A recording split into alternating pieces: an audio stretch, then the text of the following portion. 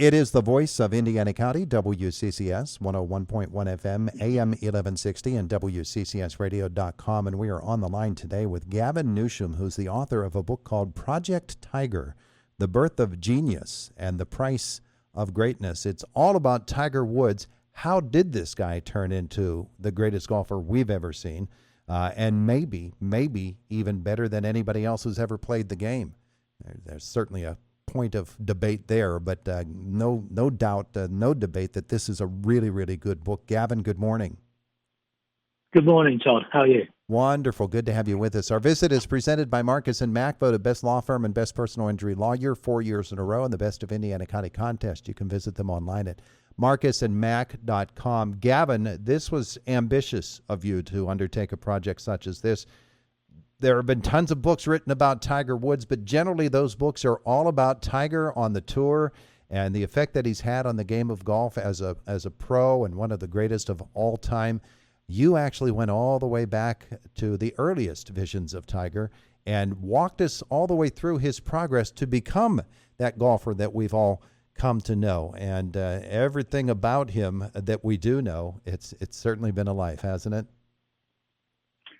You can say that again. I think there's probably room for another book. You know, just keeping it down to the word count that I was given was a struggle, to be honest. But I think you're right. I mean, there's been countless books about Tiger over the years, you know, and I think that kind of emphasizes just how interesting he is as a character, how popular he remains despite everything that maybe happened in his private life, and how that appetite just never seems to wane. I think he's a really, really complex, fascinating character, and somebody who's, as an author anyway, he you know, you can't help but try and explore and find some kind of answers to why he turned out the way he did.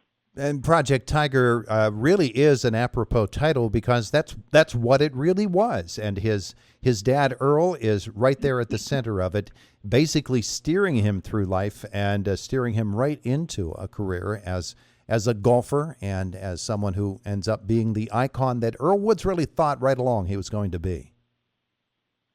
Oh, absolutely, yeah. I mean, Earl was the ultimate Svengali in that respect. I mean, without Earl, there is no Tiger Woods, the superstar golfer we see today, you know. So from the get-go, I mean, Earl was determined to not just recognise Tiger's talent, but nurture it and develop it. And he did everything he could, along with his wife Tina, to make sure that Tiger got to where they wanted him to get to, which was to really, really fulfil the potential that he had from a very, very early age.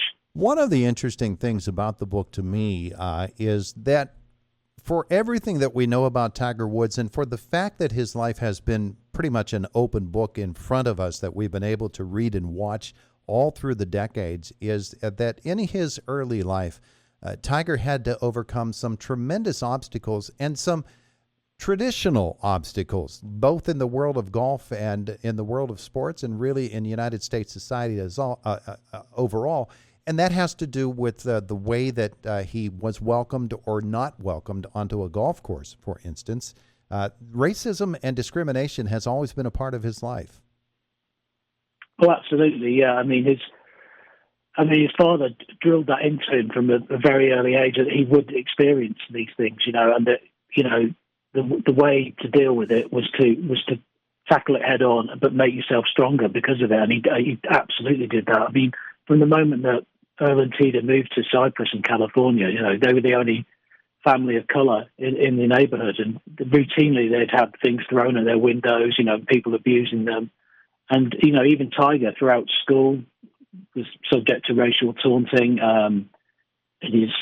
He played in the 1992 Nissan Open at Riviera in LA, and when he was just 16, so a proper PGA Tour event, and got his first death threat, you know, a racially aggravated death threat that day.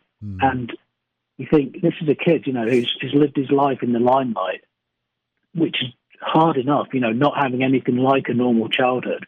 But then to, you know, compound that with this kind of thing is just kind of makes you wonder how he got that mental toughness, that mental strength. And I think that did come from Earl, yeah. Well, you show us that mental strength in one particular incident that I recall reading about, and that is when Tiger got to Stanford and he got another of the letters that he constantly got, referring to him by the N word. And you say he took it, he pinned it on the wall. Tiger used those incidents to really strengthen his resolve, and they really contributed actually to him becoming the guy that he was and the drive that he had on the golf course. Oh, absolutely, yeah. I mean, this was, again, this harks back to Earl's tutelage, as it were. You know, he did everything. Earl did everything within his means to make Tiger this, I think he called him a cold-blooded golf assassin. And, you know, and everything that Earl did, especially as Tiger got into his teenage years, and, you know, inevitably distractions arise and for a teenage boy's life, you know, but making that focus in Tiger's mind, you know, to deal with all this kind of thing was always on Earl's mind, you know. And the flip side of that is that Earl spoke about it openly as well. You know, he often in the media just as much as Tiger was in those days, you know, if not more so. And so he'd often be talking about it. But again, though, Tiger would then have to sort of pick up the pieces of what his dad said, you know, making all these grand pronouncements and predictions and proclamations about what his son might or might not do, not just for golf, but in the world more generally, you know. So Tiger was often on the receiving end of racial abuse, but also having to deal with the backlash from his dad talking about it. So it's a difficult position for a young man to be in. Gavin Newsham is our guest. The book is Project Tiger, The Birth of Genius and the Price of Greatness. Earl is a polarizing figure, isn't he, in this book? He's somebody that is open to much criticism. At the same time, it was a tremendous feat of his to steer Tiger through the travails of not only being a young boy coming up through the golf circles, but to be one who is black and is playing a traditionally white sport. Earl is somebody it's hard to get a handle on, and you show us an appreciation of how difficult it is to get a grip on Earl throughout the course of the book. Yeah, well, I hope so, because, I mean, for Earl to choose golf, I mean, he didn't start playing golf until his 40s, you know.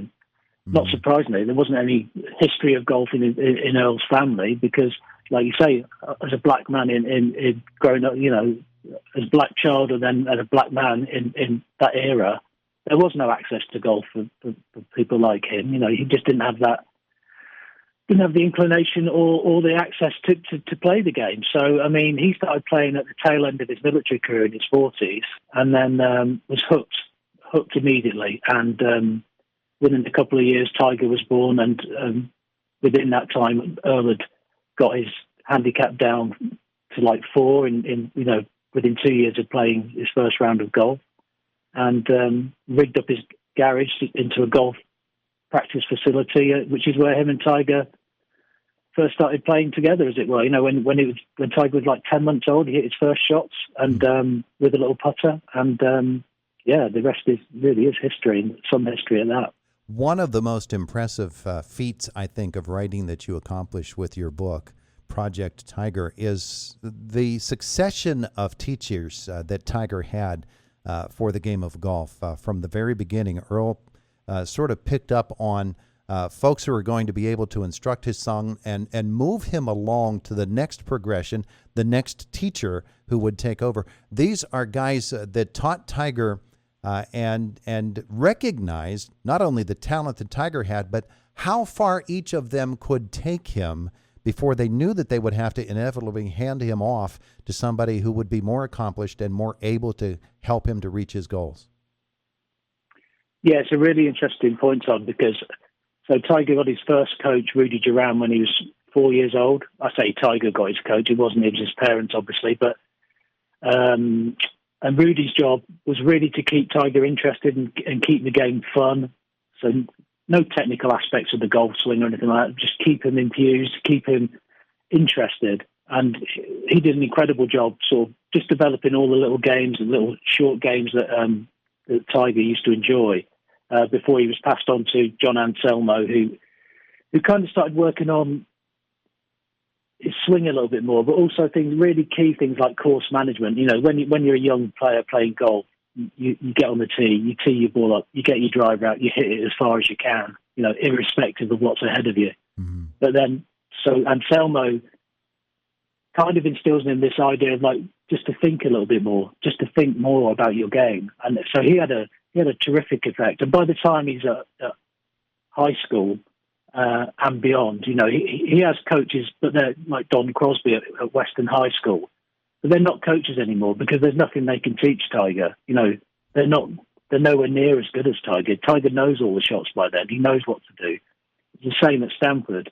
You know, Wally Goodwin couldn't really teach Tiger anything. You know, one of his teammates at Stanford told me that Wally Goodwin wasn't even a coach as such. You know, yes, he picked the team, but you know, he was more of a security guard because every time that Tiger was in town, when they were on the road, suddenly, where there used to be like 4 men and a dog watching the college golf games, now there were hundreds, if not thousands, of people just waiting to see Tiger play. It turned into a frenzy, like a media circus almost. And watching that progress then to Tiger becoming a pro, and as the story of his first real pro tournament when he became a pro was, I mean, that's told so well by you, and it is a really fascinating exercise just to watch what had to happen in order for Tiger to actually make it to the first tee and start golfing as a pro.